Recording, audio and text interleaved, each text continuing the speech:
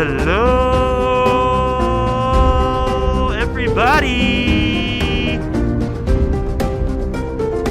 Turn this up in my headphones, Charles.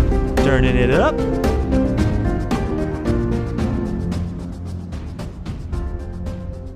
Hello, everybody, one and all. Welcome to another very exciting episode of the Friends Talking Fantasy podcast. My name is Charles, and with me today, as always, is my lifelong friend and co-host, Dylan. I'm ready to talk some fantasy with my friend, Charles. I'm ready to talk some fantasy with my friend as well, Dylan, but not just any old fantasy. Today, we are bringing back the character series with, as you could see from the title, anti-heroes that won our hearts. Right. By popular demand. By popular demand, the character series is back. We've done protagonists. We've done antagonists. We've done just characters we like. And now we're starting to dig a little deeper into the barrel here, and we're pulling out anti-heroes. Yeah, well, it felt appropriate because we'd basically done more straightforward protagonists. Some of them were anti-heroes, if I'm remembering correctly, but whatever. Yeah. And we've also done some straightforward antagonists or villains. None of them were anti-heroes. None of them were heroic really at all. And we're like, okay, well, what's the middle ground here, Charles? It's the anti-hero. Yes. I think it's time that we dive into the ones that won our hearts. Let's do it. Let's talk about those anti-heroes that won our hearts. And won them they have. We're trying something new with the character series. Instead of like us presenting characters to each other and like we each only pick a couple, we're just going to like talk through a whole list of them. Just, we're not going to spend as much time on each one or making themes with each one or like picking one that we personally like or whatever. It's just kind of like, hey, let's just talk about a bunch of anti-heroes, and now we can talk about more characters, more books, just more fantasy in general. Yeah, Charles and I were thinking that this is friends talking fantasy, not friend talking fantasy, and sometimes those previous way of doing the character episodes would start being just like one of us talking for a while and the other one listening, and then be like, ooh, that's nice, that sounds like a good character, and then going. We think this will facilitate a little bit more conversation about the characters and hopefully feel more just like conversations with your friends rather than not that the previous ones were stilted, but maybe just a bit. And you know what? We'd be curious to know what you think. We're kind of guessing with this one. We're trying something. We think it will be better. But, at the end of the day, it's the fans that decide what's better. So if you like this new format, if you like the old format, reach out, let us know. We're trying to make an improved show always, every week. So, just hit us up. That's a goal. We love feedback. We do, try to react to it to the best of our abilities. But how about we get into this, Charles, without further ado, as you like to say. Let's do it. And before you get the chance to talk, I'm bringing up Joe Abercrombie. Dylan is the diehard Abercrombie fan. I like Abercrombie as well. When you talk about anti-heroes, I'm going to steal a little bit of Dylan's thunder and say that one of the reasons we both love Joe Abercrombie so much is because he's pretty much a master when it comes to writing anti-heroes. Exactly, Charles. I know when we're talking about this episode, you're saying, well, in general, one of the people you think of is Walter White when you think of anti-heroes. Yeah, he's my favorite anti-hero in fiction. But yeah, he's a good example of one, I should say. Right. And maybe we ought to sort of define anti-hero as well before we get into how Joe Abercrombie masterfully illustrates how to write strong anti-heroes.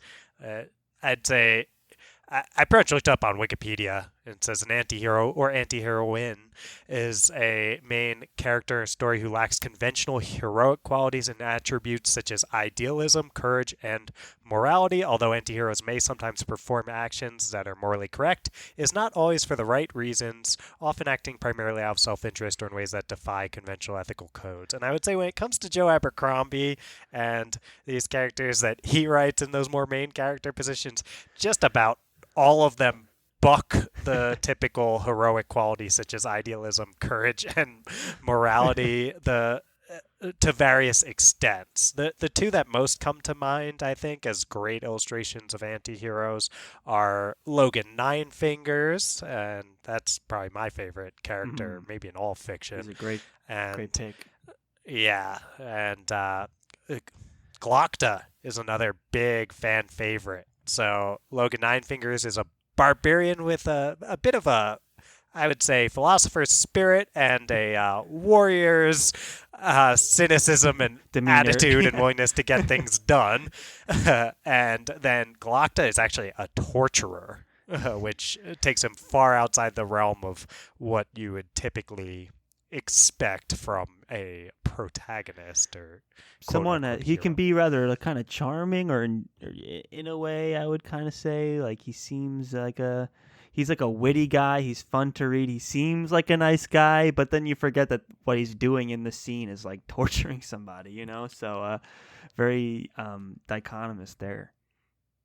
Exactly. I think when people read Glokta, they're often very taken by like his internal monologue has this great dry humor to it. We've said before, if you really like Tyrion, then I think Glokta is a character that you'd really enjoy, has that kind of dry sense of humor. But what makes Glokta much more of an anti-hero than is Tyrion is the fact that like Tyrion would be, I think, pretty unlikely to just dive into torturing people in the way that Glokta is willing to do. And while Glokta does question the morality of these actions, he has reached a point of like pessimism or even hopelessness, it seems at times, about the world and how dark a place it is. And they call Joe Abercrombie Lord Grimdark for a reason. It's such a dark world that for Glokta to make his way in it, as someone who also deals with a lot of disabilities, he's got to do what it takes and be ruthless. And though he'll question, like he's constantly questioning, why do I do this? That's a big part of his internal monologue. He does it anyway. And that's such a big part of what makes him an anti-hero.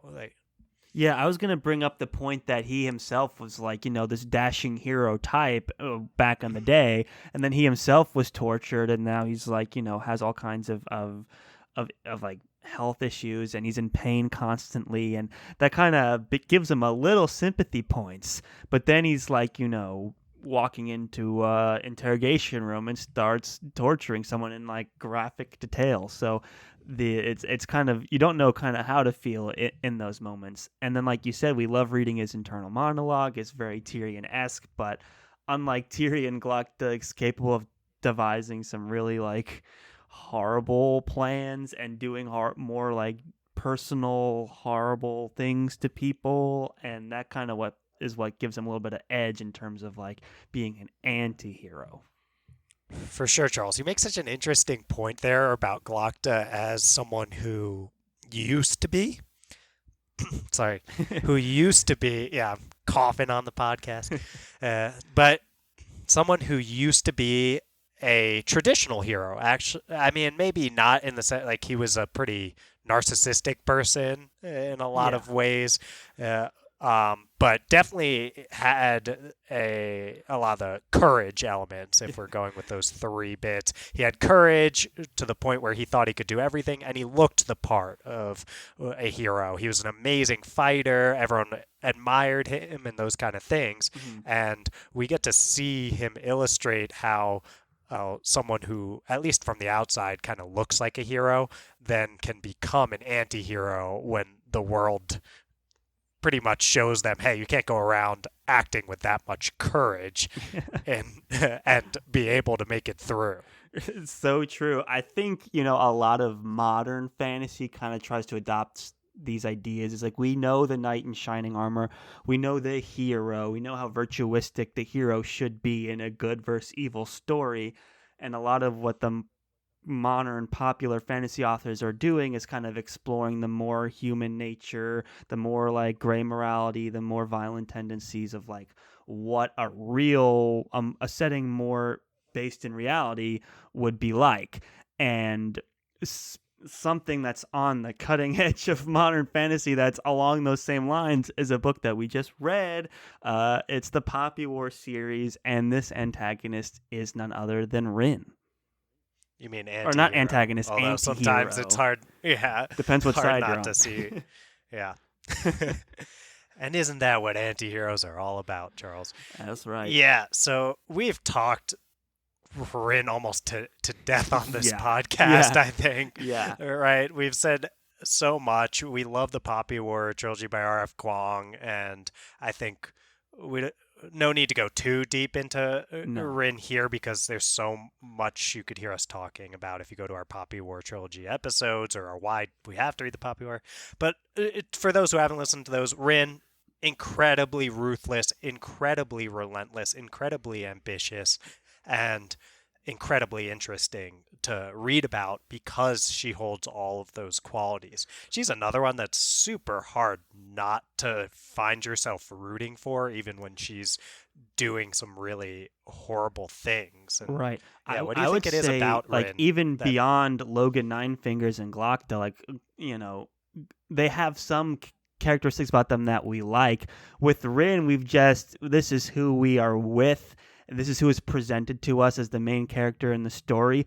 So we've talked in depth about this idea of like we're rooting for her and we applaud her character development, but all of her development and growth is like problematic and destructive in nature. So, that's what's so fascinating about Rin is that we are so excited to see her like grow and overcome things, but she's giving off all these warning signs and violent tendencies as well, and that's what makes her such an interesting modern anti-hero.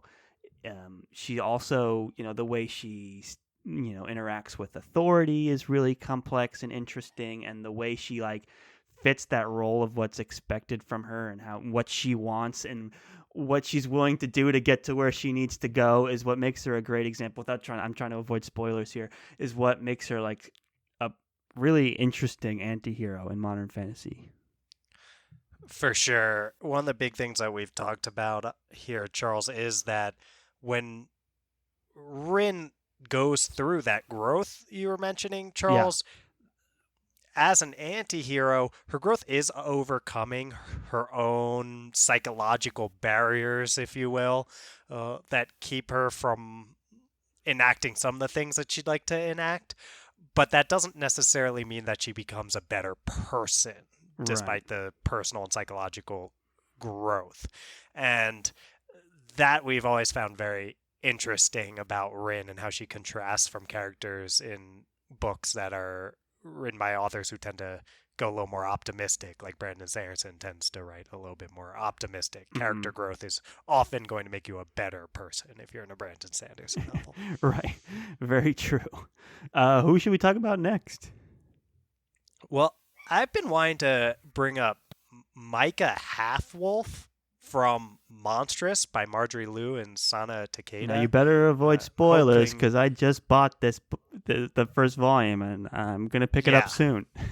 I know, Charles. Well, this is a spoiler-free episode, so we ought to be able to hold to that, and you'll be a good canary in the coal mine to see if I you better. end up saying anything that feels like a spoiler here. So these are just critically lauded graphic novels that I was lucky enough to have recommended to me by Beth Tabler over on Twitter. So follow her.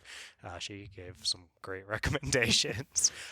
We're not huge graphic novel guys necessarily here on the Friends Talking Fantasy podcast. We love Saga, but we're just not that well read. We're a Yeah, lot I was gonna better say we're read when it not comes well to read. We are fans, but our experience is yes. limited. Well said, Charles. We've liked a lot of what we've read, and Saga sticks out, but we just don't have a lot of things to draw from when it comes to talking graphic novels. Mm-hmm. This has been awesome foray into a sort of grimdark setting in a graphic novel medium, Charles, and I am still moving through the series. I think I just finished up the third volume over here. The main character, Micah Half-Wolf, has been just risen up the ranks pretty quick to one of my favorite characters I've read Wow. in any form of fantasy. It's, like I said, a very grimdark world, and Micah Half-Wolf has to navigate all of these things, has experienced a lot that has made her rightfully cynical about the world in the same way that some of these Joe Abercrombie type characters get cynical about the world because of how dark it is. And she's had to figure out, okay, well, I'm a teenage girl in all of this. I am going to have to do what it takes to survive. And I think it's not a spoiler to say that the book called Monstrous involves a character. This is in the blurbs oftentimes. It involves a character who has a link to a monster that's inside of her. And that monster, not shockingly, wants to do some pretty monstrous things. And you get to see how Micah, who I would say would prefer to do the right thing if that's possible, gets to try to manage the fact that this monster's inside her and wants to do some pretty messed up things. So how does she keep herself from doing things that are too messed up while also being willing to acknowledge when it's her who's making choices that aren't necessarily morally ethical? How's that? Did I manage it without any spoilers? We'll see. We'll see. But she kind of reminds me, like when you were describing that, she kind of reminds me of a character in a series we're reading right now, or Nona, when she has, I don't want to spoil anything, but Nona has a similar issue where she's trying to decide like what would be justified by these dark influences on her and what is her herself, kind of separating those responsibilities, if you catch my meaning. I do catch your meaning. I know exactly what you're getting at there, Charles, and I think we don't want to dive too deep into that. Yeah, Trust me, if you're willing to say that, Charles, what I said is 100% kosher about Monstrous. Check out Monstrous, though, y'all, and I know we're looking to do it soon on the I'm going to be podcast. Reading it soon. It's really good, and yep, there's like strong female characters that I have really appreciated. The world is really interesting too. Right, cool world. It was recommended to you. You read it, and you I know you're like gushing over a lot of these characters because we're cherry picking the best ones, but it's pretty rare for you to gush as much as you have about Micah here. So I, a couple days ago, I went into a local comic book store. I found this shiny hardcover like book one thing with a couple volumes in it, and I'm haven't broken the seal off of it yet, but I'm excited to read that, and maybe we'll talk about it soon. Who knows? Yeah, I'm looking forward to being able to get into it with some more spoilers because that was a hard one to navigate for me. But there's another character I like at least just as much for very different reasons in that book, Charles. But I won't get into in that graphic novel. So you're saying book? Yes. Yeah, graphic. So novel. Anyway, we probably ought to keep it moving. Let's Charles, do it. You got one that you want to mention? Well, I guess the next one on my list, I was kind of, I'm like, is this character an anti-hero? And yeah, he technically is. I'm talking about Geralt of Rivia, another series that we've read on the show. and he came up in another character series that we did. I think it was Protagonists.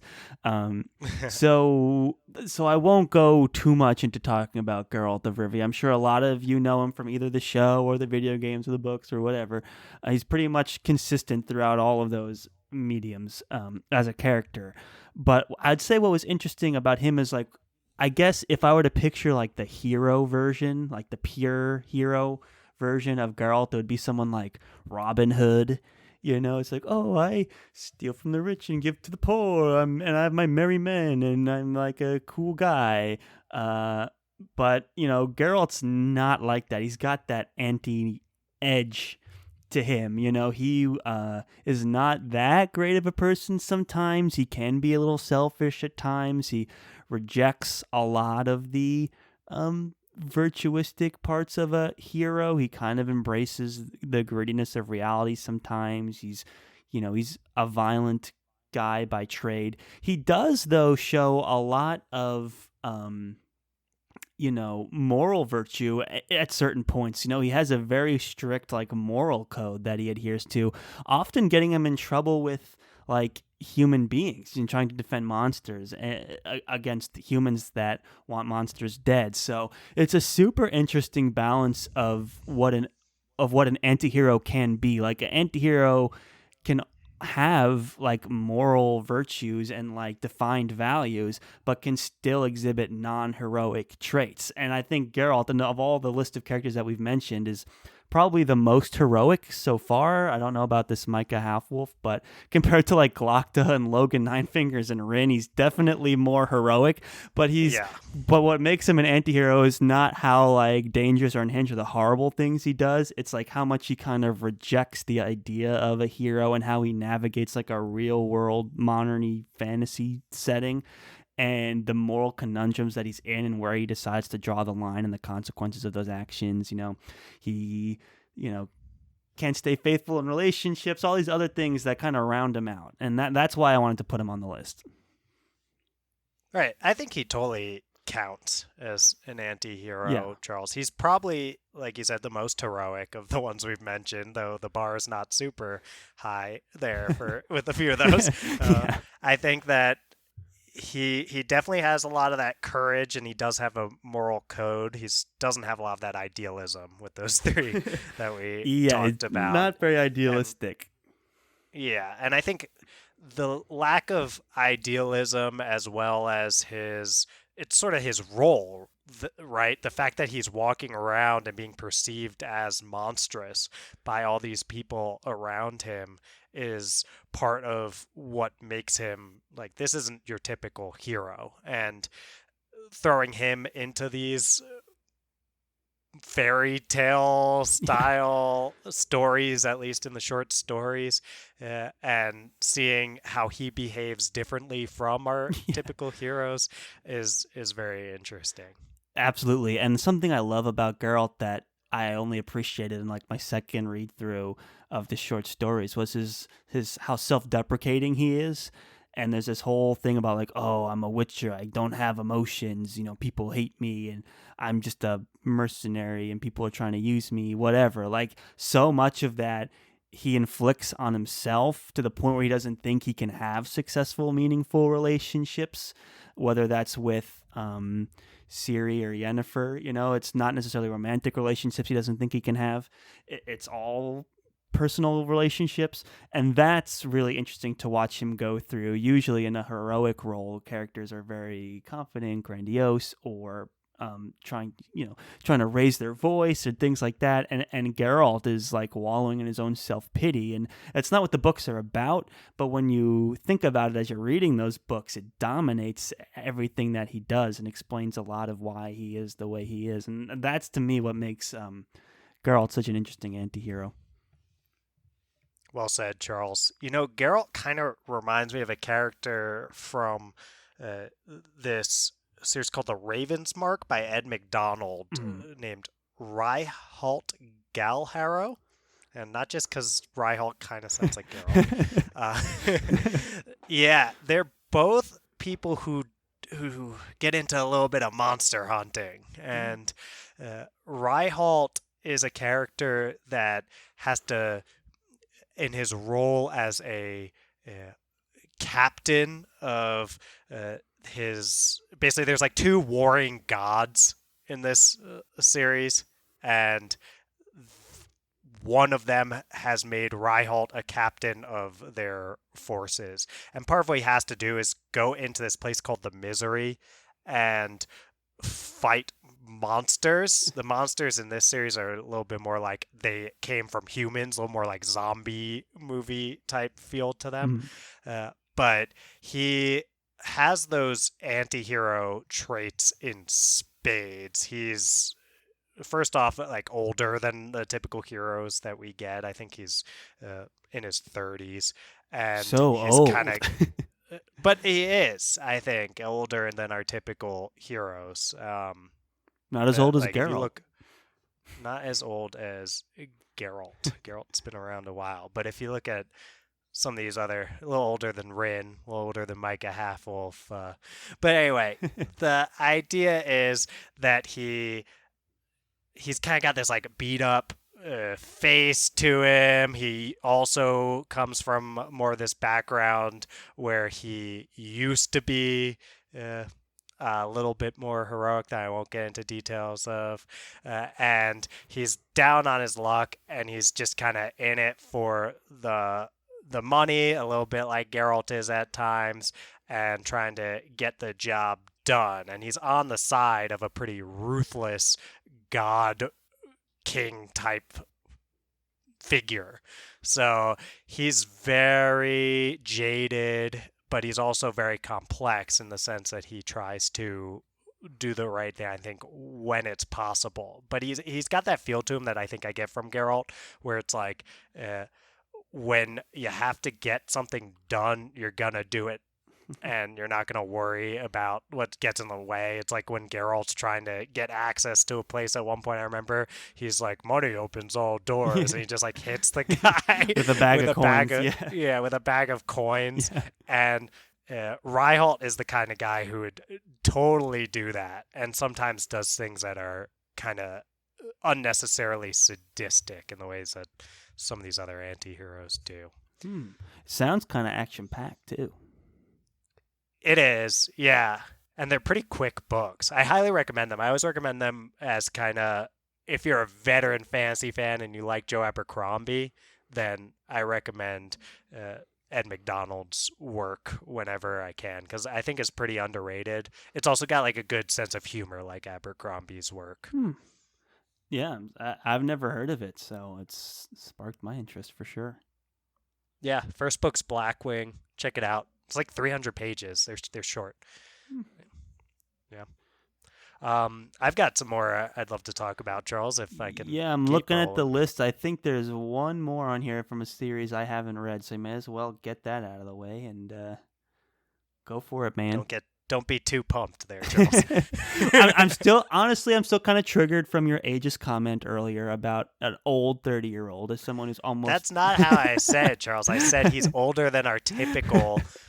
Our typical heroes, and I think that's fair. It is the fantasy genre that is occasionally ageist in terms of so many young characters. I know, it's like, why do they all have to be like late, in their teens or 20s or whatever? We need some more older people in fantasy. Charles, especially as you start getting up there in age, a little bit older than I am. I know. I might be sounding a little insecure right now, but it is what it is. It's like we're not just like, the wise, mentor figure that, dies in the second act of the first book. There's more to us than that. More to you anyway, Charles. Thank you. So let's do it, man. I'm pumped for this one. This is probably the series I've talked most about without having read a single word. It's got to be this series. Okay, well, then I know you're telling me let's talk about Locke Lamora from The Yep, Gentleman Bastard sequence by Scott Lynch, that's right. beginning with The Lies of Locke Lamora. I think he's one of the characters that most come to mind for me when we're talking about anti-heroes in the fantasy genre. You know, he's a rogue, he's a thief, it's all these kind of things. And he is definitely conniving is probably a very good word for Locke. He's uh, a very, very clever character. The book pretty much starts off with uh, he's being sold from this person who trains thieves because he's like he steals too much. Like I can't get him to stop. So That's uh, funny. yeah, the books are very, very they're dark in tone, but the characters are hilarious. The dialogue is super witty, the banter is great, and Locke basically ends up pretty early on. Not a spoiler. Locke is the head of a thieving crew that. They do a little bit of the Robin Hood type stuff of like, we steal from the rich, but also Locke is a lot more ruthless when push comes to shove than is any Robin Hood type character, and he, he's got a relentless appetite for stealing, and he's pretty willing to take vengeance when necessary. I'll say is that's my spoiler-free version. Got it. Vengeance when necessary. Yeah, I don't know how much deeper I can go into some of the things that Locke's willing to do, but he's great to read about. He's like a lovable scoundrel in a lot of ways. I think like if you really like another great antihero, probably fair to say in fantasy, like Captain Jack Sparrow. Like if you Who really doesn't like love Captain Jack Captain Jack Sparrow, Sparrow? who doesn't?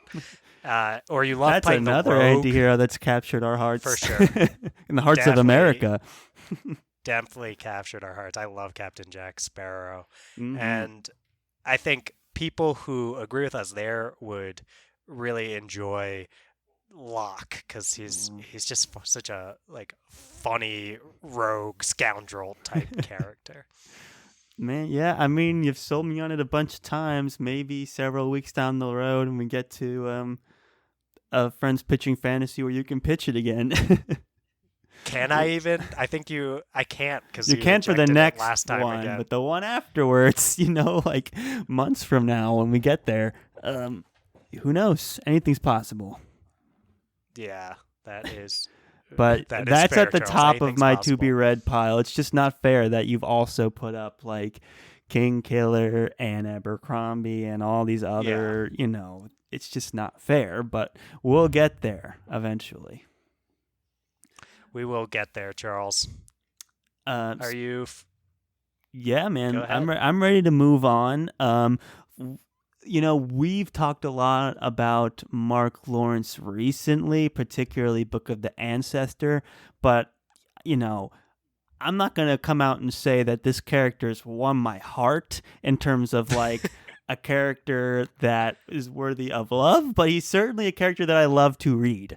And that is Jorg from the Broken Empire. Jorg is, he's one of those protagonists who is absolutely ruthless. I mean, like, I like to think of it as like you're like leveling out like you have 100 points and then you have a bunch of different character traits. You have like, oh, kindness, friendliness, determination. It's like you pretty much put everything at 0 except for like just determination and pragmatism, and that's Jorg. He's absolutely cold, absolutely callous, but what is so much fun to read about him, he's like, what do I have to do to get from A to B? And then he's like, this is the most direct path. That's the path I'm committing to and I'm going to take.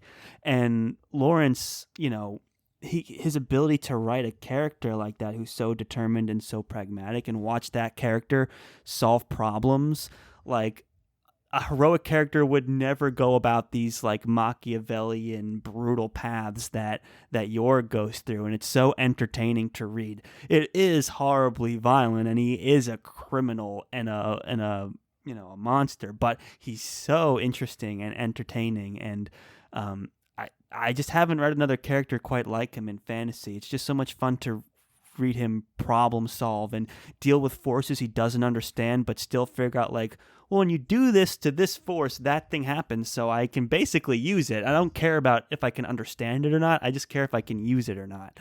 And reading those kind of things in Book of the Ancestors, like a huge highlight for that series. And like I think anyone who, if that sounds interesting to you, I'm trying to think of other characters who are as like pragmatic. Like Rin, I guess, is a character who's very similar to that. Rin without the vulnerability. Yeah. Yes, like, Jorg has no vulnerability whatsoever. He's not impressed by anybody. Right. Yeah.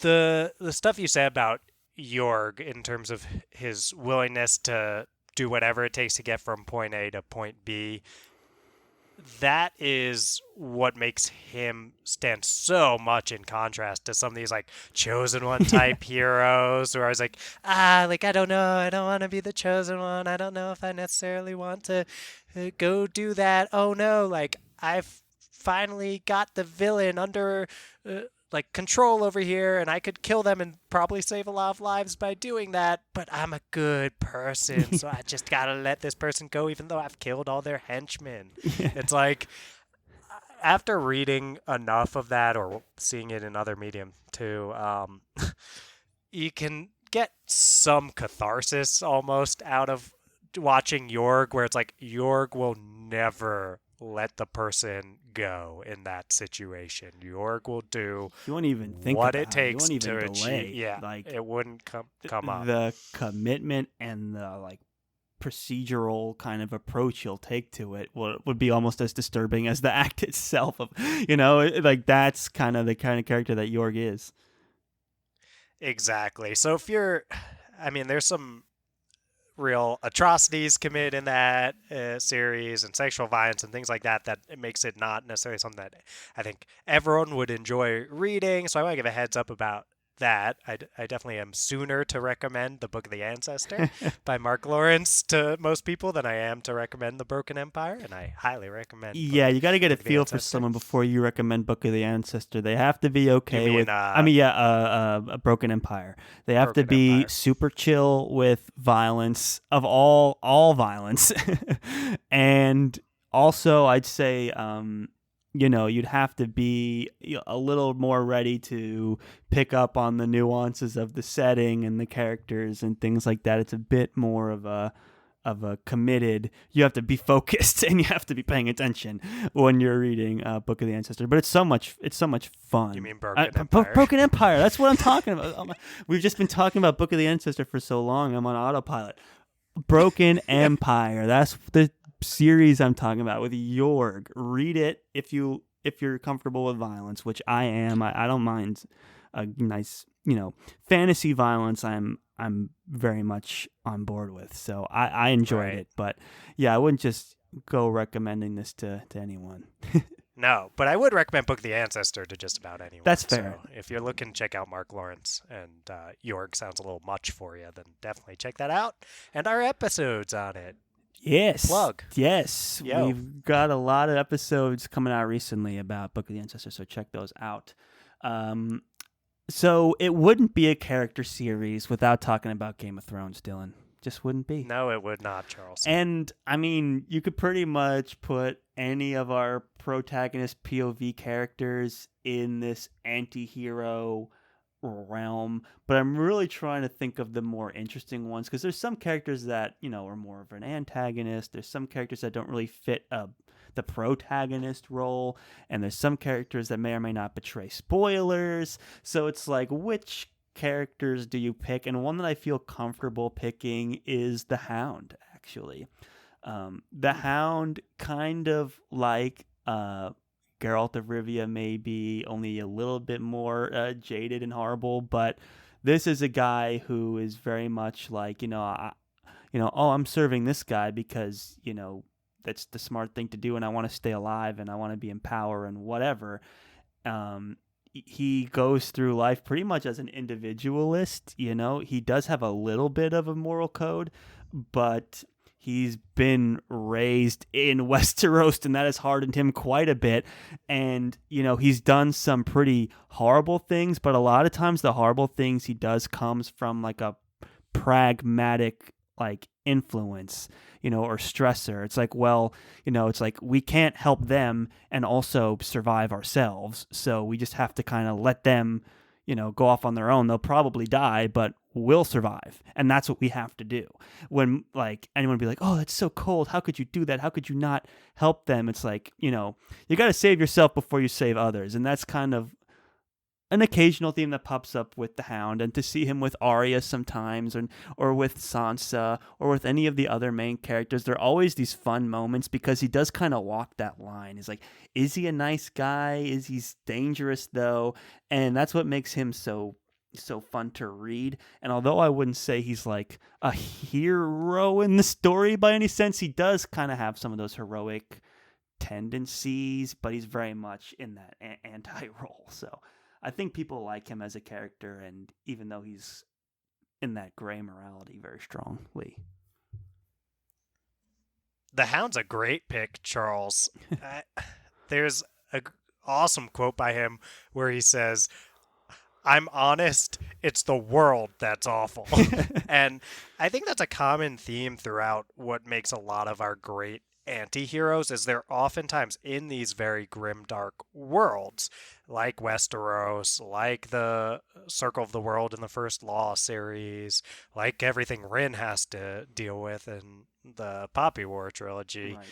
They're these terrible, terrible worlds around them, and part of how they're able to win our hearts when they do is that they're just doing what they have to do to get by with how messed up the world is. So we can start to empathize with, like, okay, well, if I was here, sure, I'd love to be like, I don't want to spoil anything from Game of Thrones by picking the character I want to pick. Right. But right. I'd love to be like some of the more heroic people that are present in this world, if they are present. But I don't know if I could pull that off. Yeah. Like, that takes so much strength to be like that in this world. So these anti-heroes become, in a lot of ways, a lot more relatable than they would be if they were in, let's say, a Tolkien-type world. That's true. And the Hound has won our hearts multiple times because we see there's like almost a sensitive side to him. His backstory has a little bit of tragedy in it. And even though he's killed a lot of people, or worked for horrible people, or he has pretty he's like pretty okay with like, oh well, I guess these people are gonna die now, it's not my problem kind of attitude. He still captures our hearts many times, and I just think that's what makes him like such a great example of what an anti-hero can be. Sure. Great pull with the Hound. I'm trying, like, there's so much I want to talk about with the Hound, but it's like I don't want to get into anything that could be perceived as a spoiler. So I'm speaking very vaguely, but great character. And like there's other characters that I think might even better fit this role that I don't even want to say. I don't want to like betray, character arcs or things like that. I think the Hound's a safe pick. Yeah, that's fair. I think good pick with the Hound, and if there's anyone else that you're feeling like you want to make sure to mention, then go for it. I think I'm fresh out. Yeah, I mean, there's so many things with like all like. Yeah, no, I don't want to get into it. I'm good. Charles, I think our next episode should be like 30 minutes of you waffling about whether or not you want to spoil things from Game of Thrones. We just need to have an episode where we just talk about Game of Thrones spoiler stuff. It's like, let's just talk about Game of Thrones without having to worry about spoilers for 30 minutes. But that would be nice. We could maybe do a best Game of Thrones character series that is just like, look, if you're listening to this, like, we're going to spoil Game of Thrones. But we did just drop that recommendation thing about Game of Thrones, but this would actually get into the spoilers, which would be awesome. So maybe we'll see. Yeah. It's so often that every time we're talking about Game of Thrones, right? It's like Yeah, because it's been spoiler-free, basically. years since I've read any of those books. But when we start talking about the characters, I get so I'm surprised how into it I Yeah, get. I'm always surprised about how excited I get talking about Game of Thrones, me even too. after it's been years since I've read the books. It's been over a year since I've watched an episode of the show.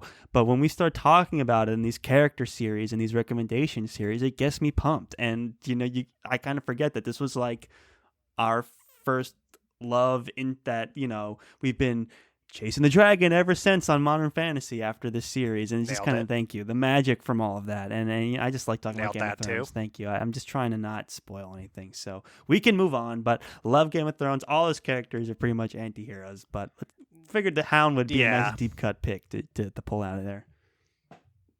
for sure. I mean, I'm with you, Charles. My kind of natural reaction when we start talking Game of Thrones is like at first I'm like, like the ending to the show, Yeah, this yeah. whole like sense of disappointment. But then once we start getting into the thick of the conversation, I'm all pumped up again I know it's too. like, do I So want to watch an episode of the show? No. Do I want to yeah, crack open the books right now? Not really. But once we start talking about it, I'm like, oh, you know what? I kind of am into all that stuff still. Like, I still like all I of it. feel the same way. Yeah, I know a Surprises lot me of sometimes. people were disappointed by the ending of the show, but it's such an amazing series with so Hmm. many great moments that once you kind of get past that first bit and start talking about it, you remember how much stuff there was that won our hearts, Charles. Won our hearts 100%. I have one more character on this list. I guess so. It seems like we wrapped everything up so well, but I'm going to talk about it anyway. I even said won our hearts, Charles. I know. I was like, That was the perfect transition to you get the outro music pumping. We record that next episode, but I know, but there's here one you more go. on the list, and it was one of mine. And we got so many of yours. So here we go. And after that beautiful, beautiful segue to the end, I'm gonna kind of jarringly shift gears and bring up one more character from a pretty unknown series. Like, Beautiful. I talked about this once before in an episode that we recorded forever ago, and we've banked and have not aired yet. But and that's from from a series called The Acts of Cain, and we're talking about Cain. And he just comes to my mind right away when I think of anti-hero, and he's very much almost like I think of like an 80s action hero kind of when I think of Cain, where it's almost like a Schwarzenegger kind of like guy where he's badass and he's often in like these action piece like hot pursuit chases or intense battles or fighting lots of people or in all these like high stakes situations, like crazy settings. But he's such a great character. He interacts with other characters in like a fantasy setting like no other hero or protagonist does, and the way he thinks about fighting people is super interesting, and the way his whole philosophy around violence is super interesting. This is a character who goes into detail about how it's better to attack someone while they're mid-sentence because they're not expecting it. So normally you'd expect like the villain to have a whole monologue and the hero to like lecture the villain and this exchange of ideas. But the villain in Acts of Cain, the villain would be like, "You fool, you came into my lair and I've now sprung my trap." But Cain would just And cut then you off. Cain punches him in the throat. Cain would headbutt him in the nose or something. So Yeah. it's super fun to read, super interesting, very exciting stuff. So if you like, if you're reading all this modern fantasy, like this is kind of a bummer. I wish there was more like exciting stuff going on. Then pick up Acts of Cain. You will not be disappointed. If you like 80s action movies, especially some of the more violent ones or the ones with lots of action, also pick up Acts of Cain as well. If you like science fiction, pick up Acts of Cain. And that's all I got to say about it, man. It's really good. Highly recommend it. I recommend it too. It's just fun. I've read the first book in this one, Heroes Die, which is an incredible title. Great name for a book, yeah. Yeah, that's basically why I read it. And that's probably a pretty Heroes Die is probably a pretty appropriate title relevant to our anti-heroes. That's so true. I can't believe I went on that Right. whole rant and didn't mention in a book in a episode Yeah. about anti-heroes that this book is called Heroes Die. Yeah. I'm glad you much made like- that point because I'm picturing all the fans of the book being like, dude, what are you talking about? You missed the main point. It's the book title. Here. Yes. So I mean, my sense when I first heard the title Heroes Die was like, oh, I bet this is going to have an anti-hero because the point of the book seems to be that if you're just a straightforward hero, then you'd actually die in reality. So Yeah. Heroic I mean- virtues will get yourself killed, essentially, is what the Yeah. title implies. yeah, the extent to which that does or doesn't come through in the book, we won't say. But that was my sense when I first heard the title, and it made me pick it up. So, and you know, heroes die, Charles, but eventually all episodes must die as well. They must come to an end. So, I liked your first wind down yeah, better. well, you should let me close it out with that then. But then we would have never heard our thoughts on Heroes Die and Kane. What would the world do? I had to, without you know, heroes? sometimes as a fantasy podcaster, you have to make these tough calls. And maybe the more virtuistic podcaster would have let you have that moment and ended it. But I'm that anti-podcaster that's not afraid to jar the tone of the show to bring out that last point, you know, to get the last word in. Yeah, stay tuned for our upcoming Best Anti-Podcasters episode where Gosh. Charles will get a mention. Yeah, But a I, as a podcast where more I talk about straightforward myself. hero. You're definitely not going to want to miss that. Yeah. Well, want to do some more winding down, Dylan, or should we just get right into the outro here? Yeah, let's just chill, just hang. Huh? Talk about whatever comes up. Yeah, you know, like we've read a lot of great fantasy over the years, and just so great that we have so many anti-heroes, protagonists, antagonists that we could draw on and just talk about fantasy for indefinitely. Yeah, why even talk fantasy, Charles? Let's just talk about our days. Oh gosh, man, I sat in so much traffic today coming home from work. It was All right, horrible. that's- But yeah, I think that's why we don't do that. All right. Thank you, everyone, for listening to yet another very exciting episode of the Friends Talking Fantasy podcast. This has been Charles and Dylan coming at you. If you like what you heard, if you like the new format for the character series, let us know on Twitter at the FTF podcast with the number 1 at the end, or Facebook and Instagram, which is just at the FTF podcast. You could also shoot us an email at the ftfpodcast@gmail.com. We really need to know what you guys think of this character series. You know, we're trying new stuff. We want to know what works, what doesn't. So let us know. If you like what you heard, toss 5 stars to our podcast, guys. All you Apple podcast listeners out there have the opportunity to go to our profile and rate our show 5 stars. I believe we're still sitting at 7 or 8 5-star reviews. So if you're listening and you like it, don't delay. We will notice these things and we will appreciate them profoundly. And you know what? It doesn't cost you anything to do it. So get out there and show us some love. Yeah, Google us. Go check out our website. All that good stuff. Anything else, Dylan? I think you said it all, Charles. Well, I think we said it all. And at that, I will leave you with these parting words. Thank you all for listening. And as always, go forth and conquer, friends.